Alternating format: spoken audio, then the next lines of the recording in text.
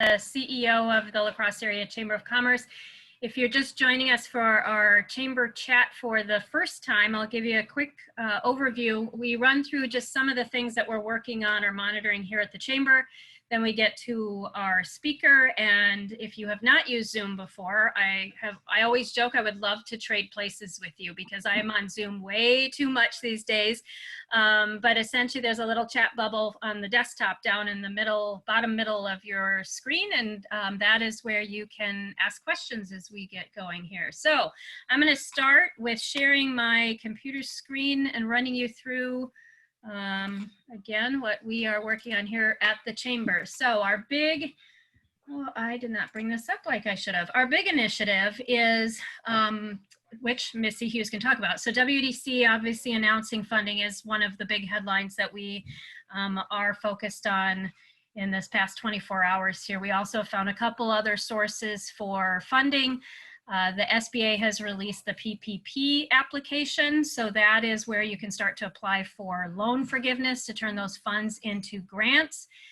There's also drive up COVID testing that is happening tomorrow, and so what we got clarification on is they want symptomatic people showing. You can come with a carload of your family members if you would like. They do recommend bringing some entertainment because you may be in a long line. But the other piece that we're starting to hear a lot of questions on, and I apologize if you hear noise in the background, we have a new refrigerator getting installed. It's a little chaotic here, but we're getting requests for who can supply us with the plexiglass panels for your business. And so we have a sign up there for suppliers to sign up so that you can go and see who is offering that. And I know there's also a state supply group that is organized as well. And so one more quick thing, we gave you the federal, state, and local headlines, but this pledge to reopen safely, this is a partnership that we have with Downtown Main Street. And what it says is look at the La Crosse County guidelines, look at WEDC's guidelines, and sign this pledge that you are going to do your best to open safely. And we are getting inquiries here at the chamber of people saying, how can I know what businesses are doing to protect me if I start to patronize them again?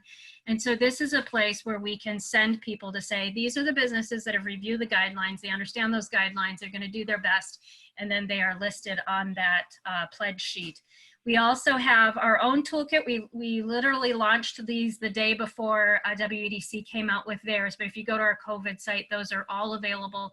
And then we are starting to do the chamber, as everybody knows that we do have an honor student TV show that we've adapted it to that will honor the top 5% of high school graduates. As many of you know, those high school graduates have had their lives significantly disrupted from how most of us remember senior year. And so we're really trying to get scholarships in the hands of those high school students. But I know we are tight on time with our guest speaker here, who is Missy Hughes, head of the Wisconsin Economic Development Corporation. And the best way to describe it is it's the commerce arm for the state of Wisconsin. So as we entered into COVID, safer at home, Missy Hughes and WEDC has really been the heart and the connection point for businesses with what's happening in the state. And obviously they have had to pivot, just like many of us have had to pivot based off of the Supreme Court ruling. And as I like to say, our dial got turned to 10 really quickly. And so Missy, I'm gonna send it over to you. Obviously you can talk about the grants, but what's the direction that you're sending from your department moving forward? Great, thanks Vicki. Hi everybody, thank you for having me today. Vicki, I appreciate what you were saying about the high school graduates. I have a son who is a senior in high school, and it hit me a couple weeks ago. I just felt heartbroken. I mean, really, your spring of your senior year is pretty much one of the best times of your life. And so I just feel bad for all the high school graduates who are not able to do senior slump and goof off with their buddies right now, although there's a fair amount of goofing off happening, at least online and video wise. So let me tell you a little bit about what's happening at WEDC, and then I really welcome questions or comments, but I have a few things I want to mention. As Vicki mentioned, we've launched a set of guidelines that are intended to help businesses think about their workspace and ask questions of themselves as they're getting ready to reopen. So originally, when the Badger Bounce Back Plan was passed or enacted by the governor, we kind of came in right behind that with the, okay, when the time comes, we want our businesses to be ready. And so we called it Wisconsin Ready. And part of our work was to bring together all these different protocols and practices that we were seeing evolve in the business community all around the country, all around the globe. And what we did is curate a set of guidelines and then run those through the DHS, the Department of Health Services, so that we knew that the advice we were giving businesses was consistent with the advice of the health department. And so I feel really good that we have a good set of guidelines. We've gotten great feedback on them. There's a general set of guidelines that are basically like those big questions that you need to be thinking about, like really, what does this social distancing thing mean? Cleaning, disinfecting, wearing masks, what's the guidance for that? And then also, what happens if one of my employees gets sick? What are my responsibilities? What do I need to be doing? What should I be thinking about? And then we have 16 sets of guidelines for different specific types of businesses. So hairstylists, restaurants, construction, agriculture, entertainment, a whole list of different types of businesses. And so we invite folks to look at those. I think they're really helpful. I actually just saw a half hour ago a checklist that you could use with a guideline to kind of go through it. And so I sent that to my team, and that might be the next tool that we set up. I'm sure they're horrified with me even saying that out loud, but just to continue to try to provide help to businesses as they face these really challenging questions. I'm sure you guys are seeing it. You have a restaurant, you've put your heart and soul into it, and now you have to, take down half of the tables. And, besides the fact that you're cutting your revenue in half, you've got a wait staff that you had, you have a workflow. How are you going to work your bar, like your kitchen? There's so many questions, and the guidelines are really just meant to kind of help you find a way to face those questions. A lot of us have studied change management and things like that. And like, this is like, change management on steroids right now. As Vicki said, flipping the switch, turning the dial became flipping the switch really quick a week ago now. So we're a week into the new dynamic. And but I think we're doing okay. Our numbers at the gating criteria that the Department of Health continues to watch are holding steady. We'll see what happens in the next few weeks.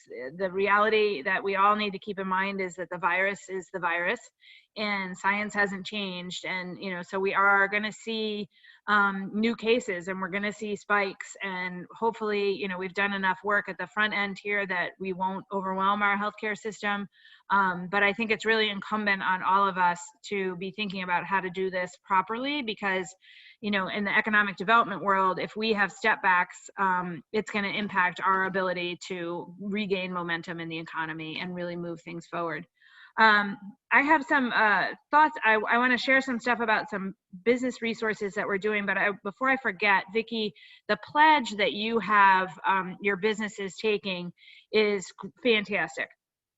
And I want to tell you how we're taking that to a statewide level. So the governor's announcements of CARES Act funding this week all were under a framework that's called We're All In Wisconsin. And that is part of work that WEDC is doing to create a social campaign to celebrate those businesses that are doing it right. And so we're all in this together. And the concept is that we will have businesses who end up with a sticker on their door, or something that signifies that they're participating in making sure their employees are safe, their customers are safe, and their community is safe. There'll be, a similar commitment to what Vicki, you guys have done, but we're really looking to create that statewide momentum for reinvigorating our businesses. The governor has been very concerned that, you know, as we've kind of gotten into a habit of ordering online, or we've gotten into a habit of going to the big stores because they remained open during all this, we've forgotten about our Main Street stores. And it's going to be really, really important for all of our communities to get back to business and get those little businesses on Main Street up and rolling again. And so we want to figure out how to remind each other that that's really important. And I think by and large, you've seen a lot of that. You've seen, you know, lots of folks supporting takeout and curbside pickup, and we just need to keep that momentum going. And so We're All In is going to be our state effort to help do that. So I'll send you more information about that, Vicki, and maybe we can tag team and pile that together. So speaking of the grants, so we have two main buckets right now at WEDC of grant programs that we're working on. The first one is one that came from within WEDC. It's a $2 million grant program that is called the Ethnic Minority Emergency Grant. And this will be distributed to 1,000 businesses in $2,000 increments. And the intention there is to find these micro businesses, 5 employees or less, including the owner, in the retail or hospitality or service sector, who've kind of been impacted the longest out of all of this, but haven't been able to access SBA funding or other WEDC funding. So it's really trying to fill the gaps, and, you know, recognizing it's just a drop in the bucket compared to all the pain that's happening out there. But you know, for those really small businesses, a grant of $2,000 could really help them pay some expenses, buy some PPE, you know, whatever that is. So that application process is open right now. You can find it on our website at wedc.org. And that application process will be open from now, April 18th. So I think it started on Monday until April, geez, I'm in the wrong month. May 18th until May 24th. So we're in, it's open for a week. And the intention there is not to have the stress of like, oh, I got to do this on Monday morning at 8 a.m. The intention is to give folks time to be able to sign up for it. And then once we have all of the eligible applicants, we will essentially just be doing a lottery, and 1,000 businesses will receive that $2,000 grant, and that's for those micro businesses. Then we have CARES Act funding that has become available. So Wisconsin, as every other state in the union did, received a large amount of money from the federal government as a result of the CARES Act. And that money is primarily to help compensate the state for costs incurred in fighting COVID-19. So testing and healthcare workers and setting up temporary hospitals and things like that. A large, you know, most of the funds have gone towards that, but there is funding being made available, $75 million for economic development. And so we are going to be distributing that in $2,500 increments to businesses with 20 or less employees. And we'll see the application process for that open in probably the first week in June. And we're going to do a similar thing to what we're doing with the EMEG grant, which is we'll have it open for a week so that we don't have this like crazy website crashing moment. And then we will sort those applications based on the impact that they have had and the location, whether they're in a distressed area. So we have a formula that we're using to be able to discern, you know, and find those 30,000 businesses that have been most impacted by that. And again, $2,500 is a drop in the bucket compared to, you know, some of the, you know, the damage that small businesses have incurred. But at the same time, you know, again, trying to help with that moment of reopening your business, whether you need to buy some perishable inventory or some PPE, plexiglass, whatever it is, you know, to try to help with those expenses. And because it's a grant and not a loan, you know, it doesn't have any strings attached, which is nice, except that you need to be we're all in business. We're open for that. So we're glad to be able to assist in doing that, and we're looking forward to that. You know, it's going to be a big piece of work, but the WEDC team is excited about making it happen and helping the small businesses around the state.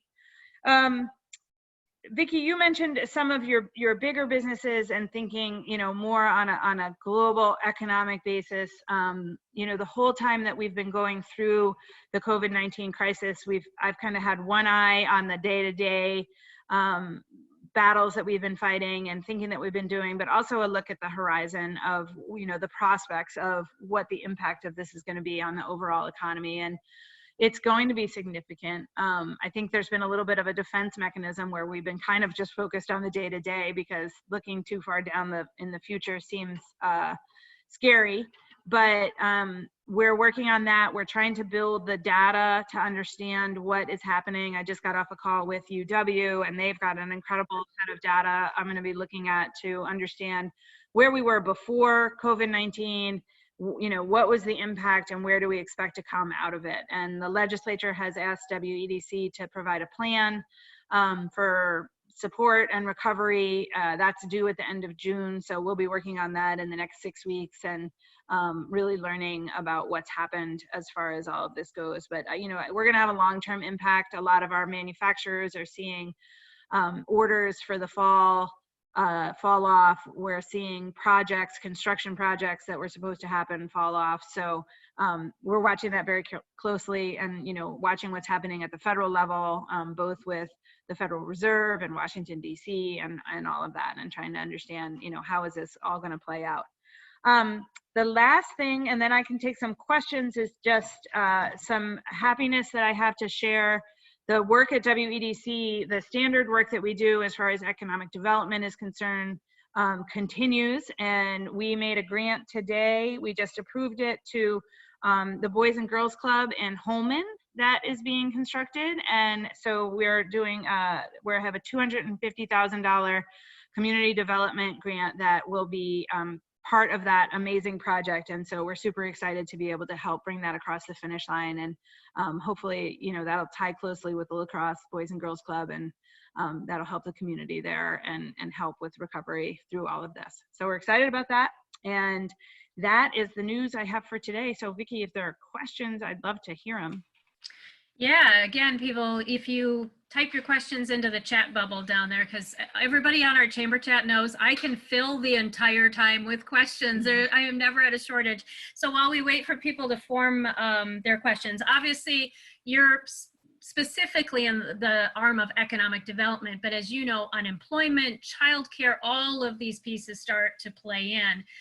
One of the concerns is we can't get the workforce back even as businesses are opening because childcare is just not there. My kids are still in school this week, but then the longer term, how do we take care of our children and get back to work? Have you heard any solutions? We know the childcare is getting some funding this week. Is that being discussed at the state level?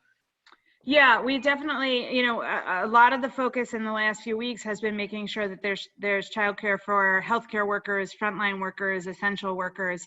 But as we go forward, you know, if we expect folks to go back to work, they need to be able to take care of their children. We have an almost nightly cabinet call in which we all share what we've been working on that day or, you know, that week for with regard to recovering and reacting to COVID-19. And I have been in contact with the Secretary of Department of Children and Family Services. I always get it wrong. And we are talking very closely. Like, you know, I said to her a couple weeks ago, I said, Emily, there's like two things I write down every day so that I don't forget them. And one is healthcare, the impact that this has had on the healthcare industry. And, you know, where we're seeing all of our hospitals really be impacted by not having the normal work that they do. And then also childcare. And childcare is going to be really important for the recovery. I think that it's really great that we're having this moment of realization of how important it is for folks to have access to quality, affordable childcare. And I think we need to bring that conversation from an economic development forefront to the forefront so that we can all be really talking about it. I don't know, you know, in this still unknown moment of what's going to happen with the virus, I don't know that we have a clear path. I'm not sure that we have a clear path yet on summer camps and things like that, but I do know that it's absolutely being discussed and it's very important.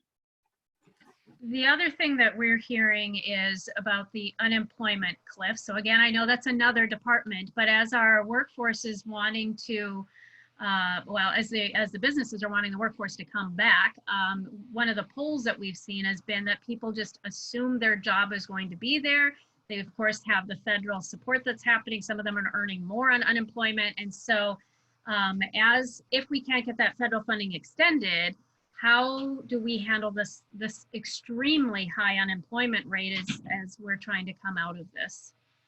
Yeah, I think that what's different about this coming recession than other recessions is typically you see the service workers stay employed.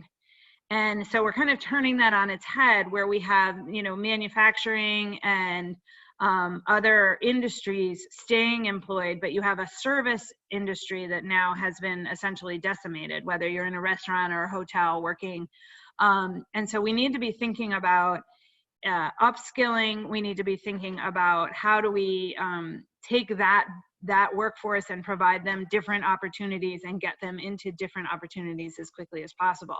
You know, now the good thing is that we have a industrial mind, the industries in Wisconsin have a mindset of we need workers, because remember 2 months ago we were at 3% unemployment. So I think we can gain momentum towards upskilling and towards thinking about, you know, some kind of micro learning for folks so that they can quickly learn a skill and be able to take that. But it's definitely going to take some time, and it's unprecedented, and you know, this breadth of unemployment. And I think there'll be a moment when we see people going back to jobs as, you know, things reopen. But then I think, you know, we're going to see that impact of businesses that just aren't opening their doors again, or aren't able to bring on as many employees back on because they just, you know, they have to tighten their belt. Absolutely. There's a question here about capacity building grants. Specifically, this person had an idea for a childcare cooperative in Jackson County. Will those capacity building grants be coming back? Yeah, we have not, at WEDC, we have not really dove in and changed our tools. So our tools right now are remaining the same. We're looking for new, you know, is there something new we're doing? But the current tools that we have offer a lot of flexibility. What we are doing is really trying to make sure that things that we're funding continue to have relevance and continue to be viable in the current dynamic. And so like the Boys and Girls Club is a great example of, yeah, we should do that because that's going to help a lot in this current moment. You know, other things that seem like, you know, they've just kind of gotten out of reach of the participants aren't happening. But if there's ideas for capacity building, you know, if you have an idea you want to share with me and I can share it with Secretary, I'm going to say Emily, and I shouldn't say that. I can't think of what I'm saying. I can share that with Emily, and we can be talking about that. I mean, one of the cool things on the childcare front is just before all of this hit back in February, Wisconsin received a $10 million grant to do strategic thinking about childcare in Wisconsin. And so we are already in a mindset. We have a group that is focused on childcare in Wisconsin. So, you know, ideas are welcome, and we should be thinking about that.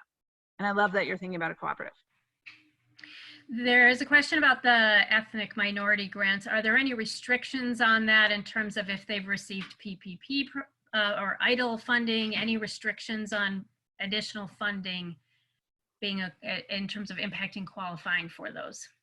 Yeah, there are we're looking at the ethnic minority grant, just double checking on the eligibility.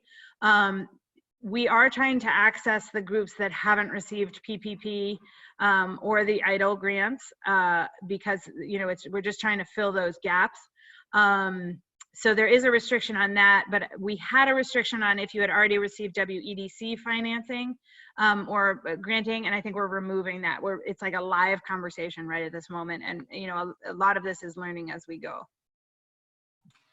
Okay, so Chad, go back. Chad just asked a question again about. I meant that question for the new $2,500 grant coming in June. So not the ethnicity one. Yeah. So any restrictions? Go ahead. Got it. So for the one in June, I mentioned we're going to have basically a scorecard. and there'll be different things that are weighted. So if you received PPP, it will factor into that scorecard, but it won't disqualify you. Okay, great. We obviously have UW-La Crosse in this area. One of the big questions is what will that do for our economy if we can't bring the students back in here? Have you been having conversations with those university communities and what the economic ripple effect of what happens with them, how that feeds into our economy? Yeah, I had a conversation with Ray Crosse, who's the president of the UW system, just last week.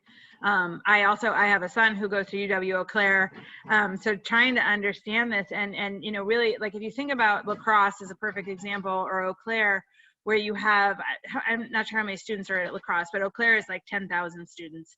If all of a sudden they're not coming into the economy and not moving around and not participating, that's a huge hit. We were talking about, you know, in Madison, the football games on any given Saturday are a huge economic boon to the city. So one of the things that I'm thinking about is really stepping back and thinking about education as an industry, not only as, you know, critical infrastructure for our way of life and our quality of life, but also that idea that there's an economic benefit behind having a really vibrant UW system or tech college system, and what does that mean? And as I head towards doing the report to the legislature, we'll be including the economic impact of the system and tech colleges in there. Yeah, and the ripple effect too of having the staff and the faculty here, as that there's that's our friends, our neighbors, as I always talk about that. Yeah. And the nice thing about having you being in Viroqua is you understand our area very well. So you also know the value of tourism, which is slowly starting to come back. The messaging is when you're ready, but I can tell you at the chamber, we're getting a lot of tourist phone calls. I want to come at this time period. How do I know it's going to be open? Where do you see there being a fine walk, if you will, because tourism means they could be coming from a pretty wide radius. Where do you see tourism falling into the plan moving forward?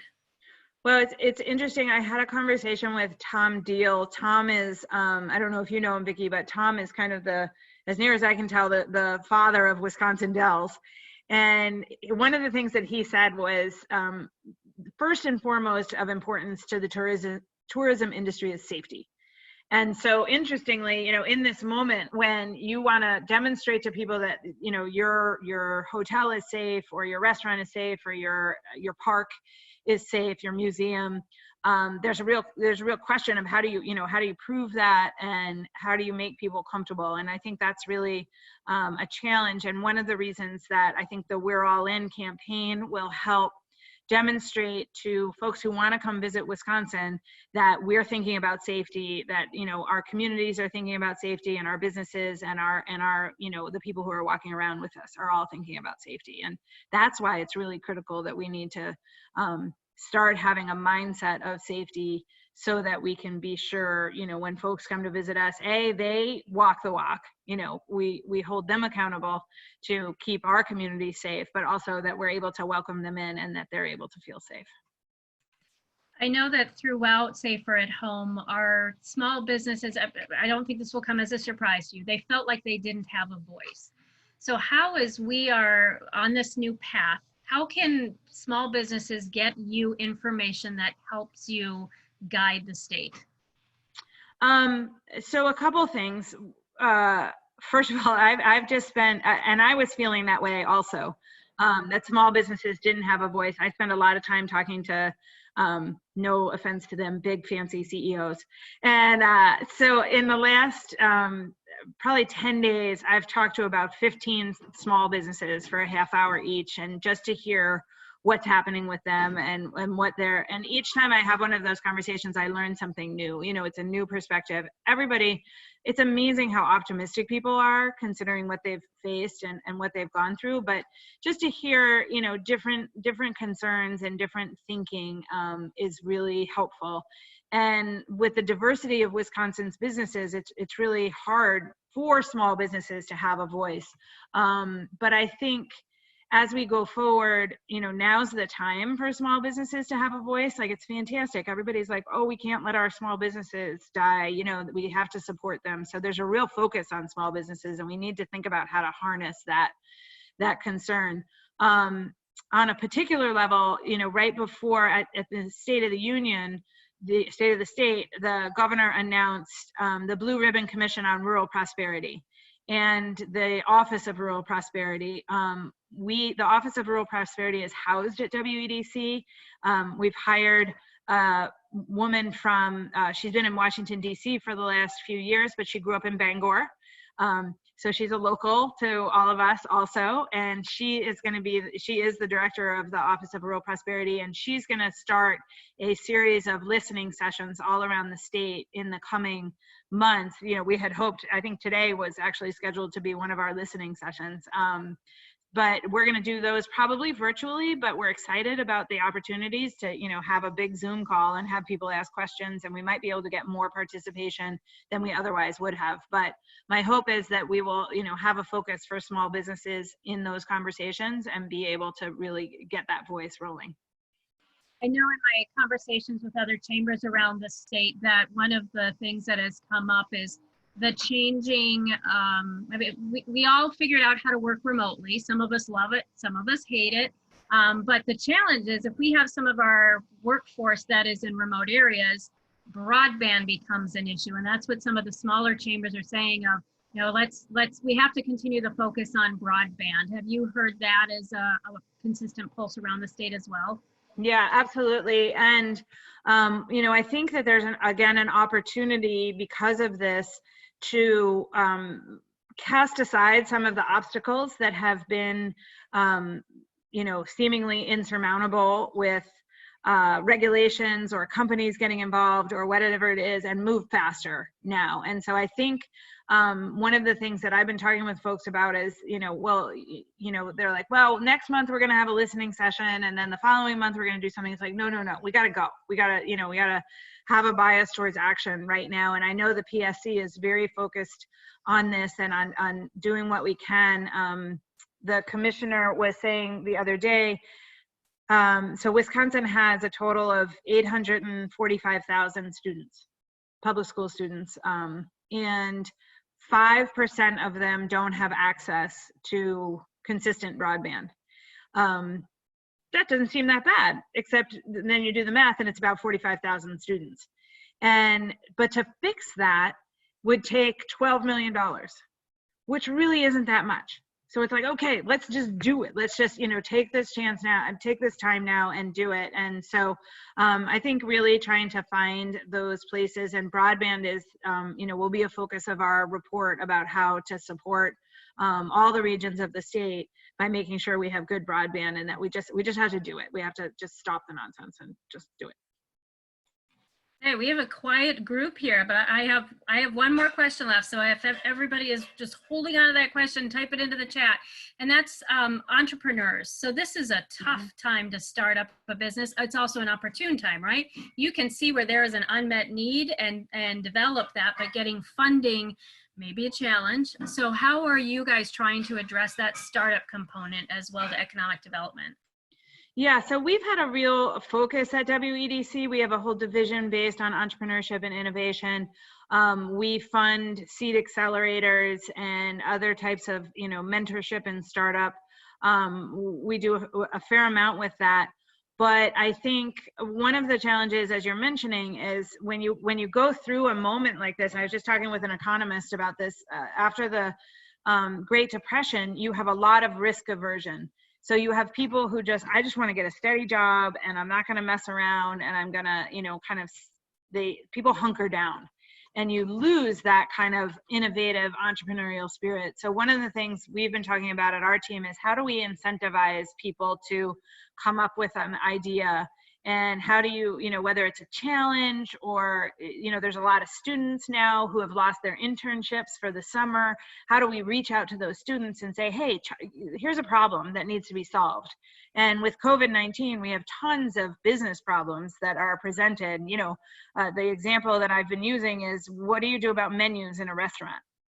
like there should be a tech fix for that, right? There should be a way that you can have the menu pop up on your phone or something like that. Like, where can we foster those ideas? And so we're actively having conversations about that. And I think the first state that figures out how to make its, you know, young people or its thoughtful people or its creative people less risk averse coming out of this is going to be the state that kills it as far as recovering from the economy. And I would like that to be Wisconsin.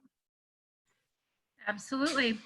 Well, we have a quiet group today, but it's certainly helpful to have your insight, see the direction that you guys are working on, and see where you're headed next. So, Missy Hughes, thank you so very much for joining us, and we greatly appreciate you coming on, and have a great rest of your day. Thanks, everybody. Take care. Thanks. Bye-bye. Bye.